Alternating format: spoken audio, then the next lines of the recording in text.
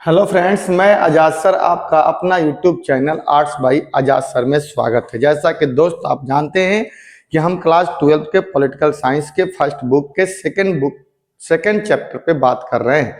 आज उसी second chapter के हम लास्ट वीडियो पे चर्चा करने जा रहे हैं, जो आपको हमने इसमें लगभग मान कर चलिए कि 5 गो क्लास यानी लेक्चर के माध्यम से इस चैप्टर को समझाने का प्रयास किया। जिस हमने पहले दिन आपको एक लेक्चर में इस चैप्टर में हमने ये बताया कि क्षेत्रीय संगठन या अंतर्राष्ट्रीय संगठन होते क्या हैं। दूसरा हमने यूरोपीय यूनियन के बारे में बताया। तीसरा हमने आसियान के बारे में बताया। चौथा हमने चाइना के बारे में बताया। आज हम लोग इस वीडियो में रसिया, भारत, जापान और कोरिया के बारे में बात करने जा रहे हैं कि कैसे ये लोग सत्ता के नए केंद्र के रूप में उभर करके आ रहे हैं। तो चलिए दोस्तों, आज हम लोग सबसे पहले रसिया के बारे में समझते हैं। चीन के बारे में हमने समझा कि कैसे चीनी क्रांति 1949 में होती है और उसके बाद से चीन धीरे धीरे अपने प्रगति का रास्ता पकड़ता है। आज दुनिया में एक मुकाम खड़ा कर चुका है। इसी तरह से ठीक आज हम लोग फिर से बात करेंगे कि रूस ने भी जब 1991 में सोवियत संघ का पतन हुआ तो रूस भी पूरी तरह से उस समय बिखर चुका था और उसके वजह से ही सोवियत संघ का पतन हुआ। रूस उस रास्ते से निकल चुका था और फिर अपने घर में चला गया। 10 साल तक इसने मार्केट में निकल करके नहीं देखा कि दुनिया में हो क्या रहा है। 2001 में रसिया अपने आप को फिर से मजबूत करके एक बार बाहर निकला और आज स्थिति है कि रसिया फिर से दुनिया को टक्कर देने में एक मजबूत देश के रूप में उभर करके सामने आ चुका है, जो आंखों में आंखें डाल करके अमेरिका के साथ बात करने में सक्षम भी है और कर भी रहा है।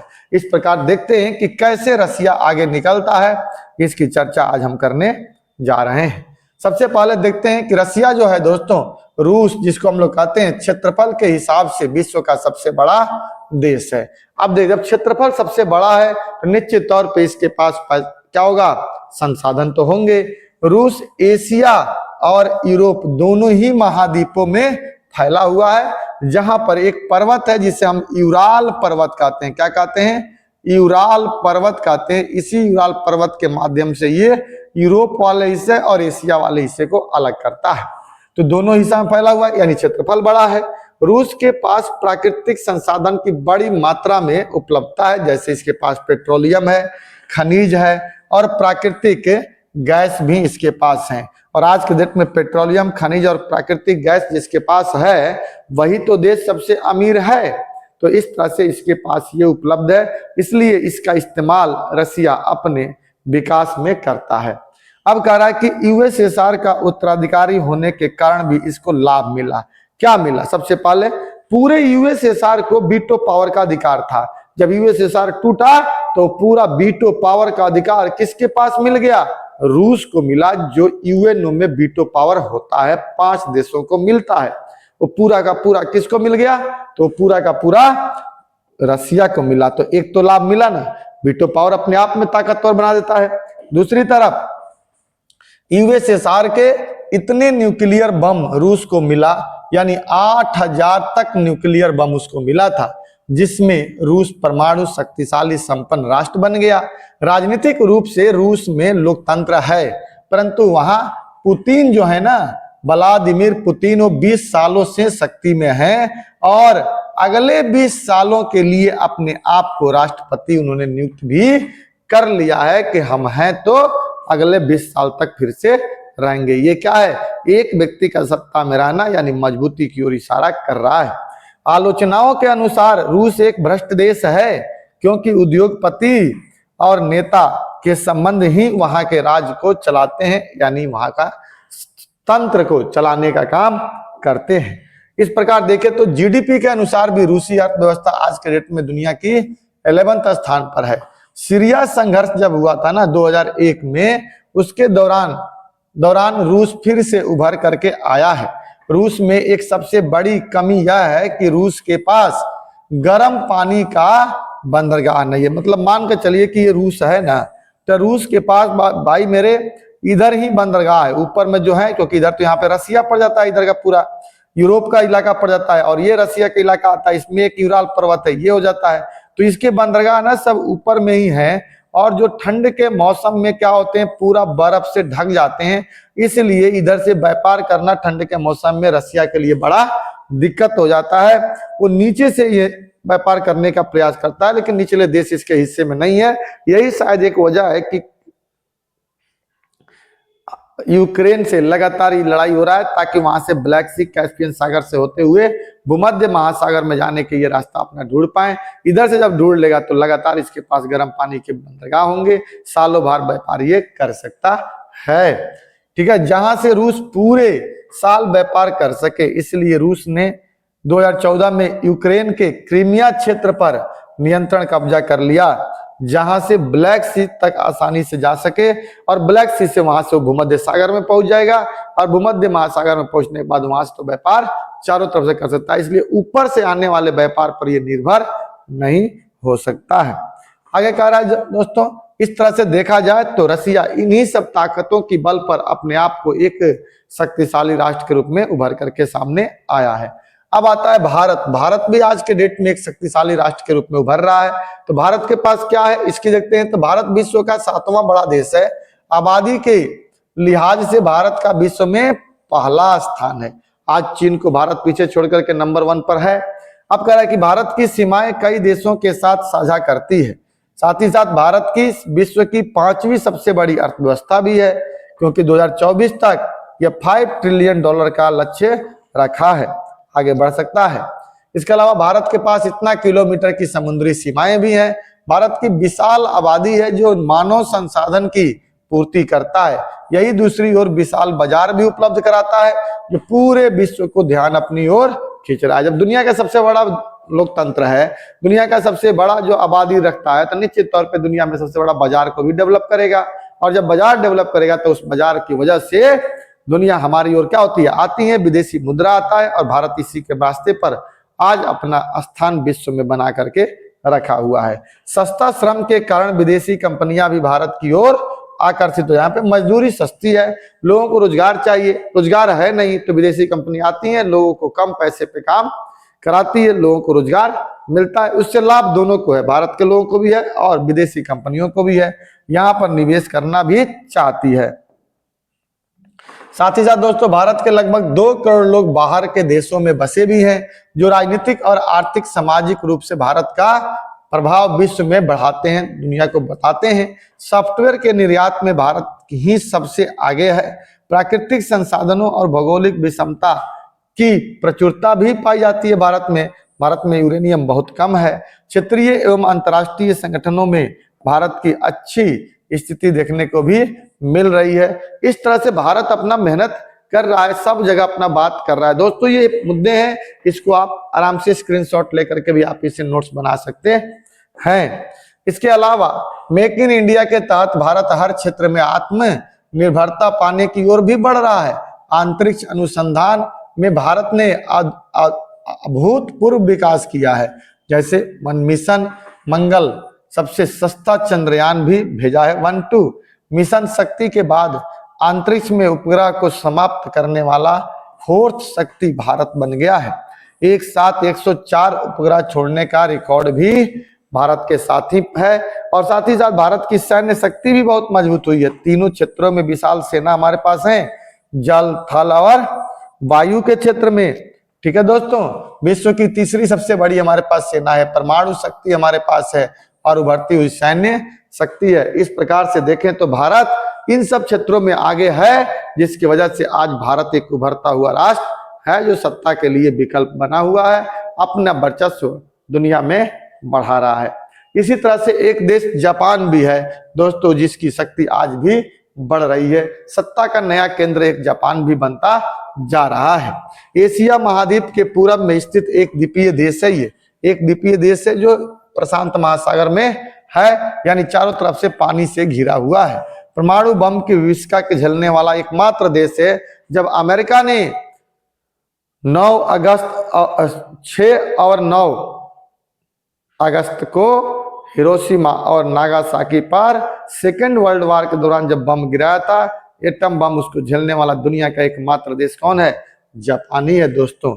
इसके बावजूद भी आज जापान तेजी से तरक्की कर रहा है। जापान के संविधान के अनुच्छेद के अनुसार अंतर्राष्ट्रीय विवादों को सुलझाने में बल प्रयोग का हमेशा के लिए त्याग दिया है इसने।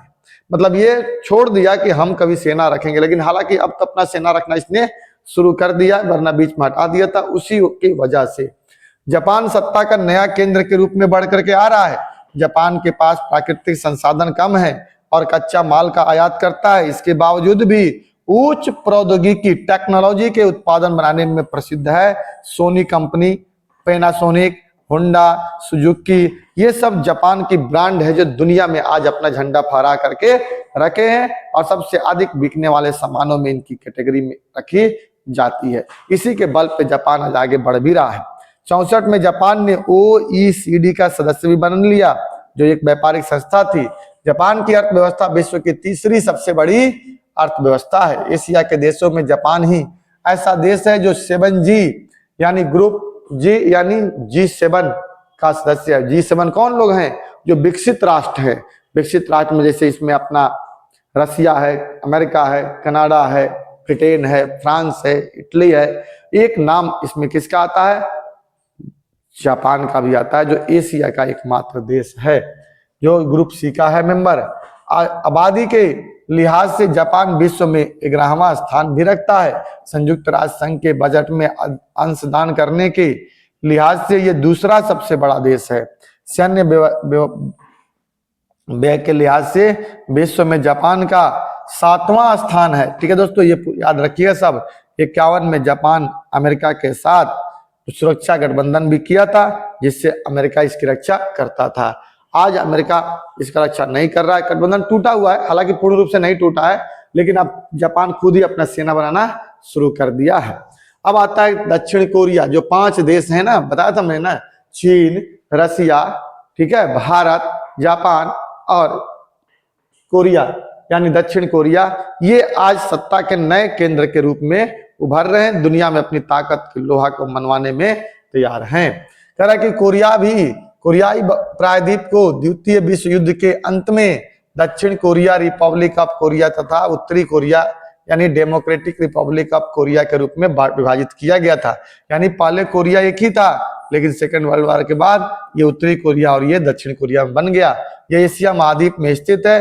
रिपब्लिक ऑफ कोरिया दक्षिण कोरिया की राजधानी सियोल है, जहां हान नदी होकर गुजरती है। और एक कहते भी, एक क्वेश्चन भी पूछा हुआ है, हान नदी किसका वरदान है?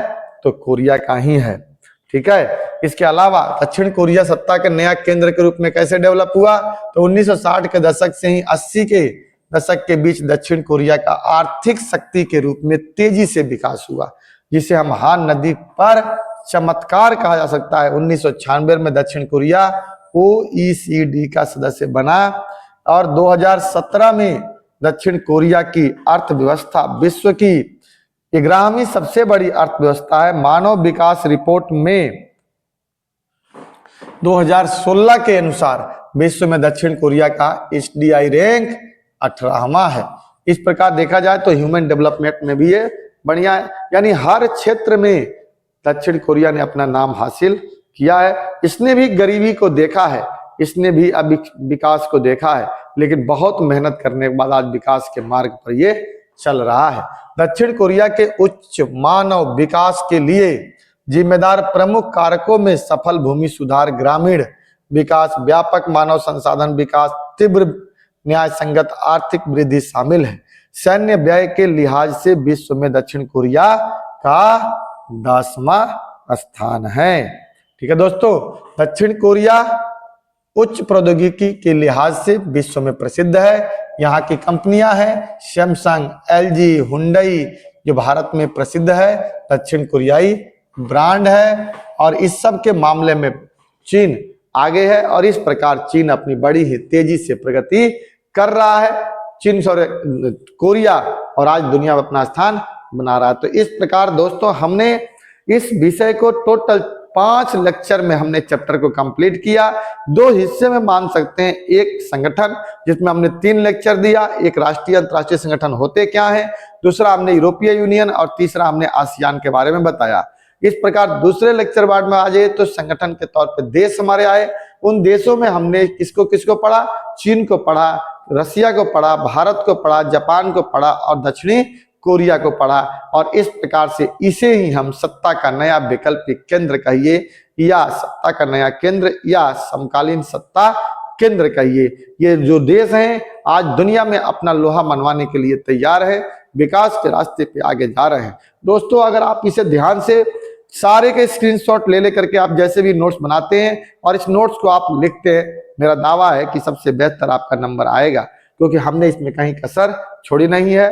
दोस्तों आपको अगर ये वीडियो अच्छा लगे तो आप इसे लाइक करिएगा, शेयर करिएगा और दोस्तों के बीच में सब्सक्राइब करना नहीं भूलिएगा। सब्सक्राइब करने से आपको कुछ जाता होता नहीं है, बस हमें तो एक मनोबल ही मिल जाता है। 1 सेकंड का काम होता है, जहां आप वीडियो देखते हैं वहीं नीचे पर एक रेड कलर का होता है, सब्सक्राइब लिखा रहता है, आप उस पर क्लिक कर देंगे, हमें एक क्या मिलेगा, मनोबल मिलेगा, हमारा उत्साह बनेगा कि मेरी वीडियो आप तक पहुंच रही है, आपको अच्छा लग रहा है, आप देख रहे हैं और हम आपके लिए मेहनत कर रहे हैं। ठीक है दोस्तों, जय हिंद, जय भारत।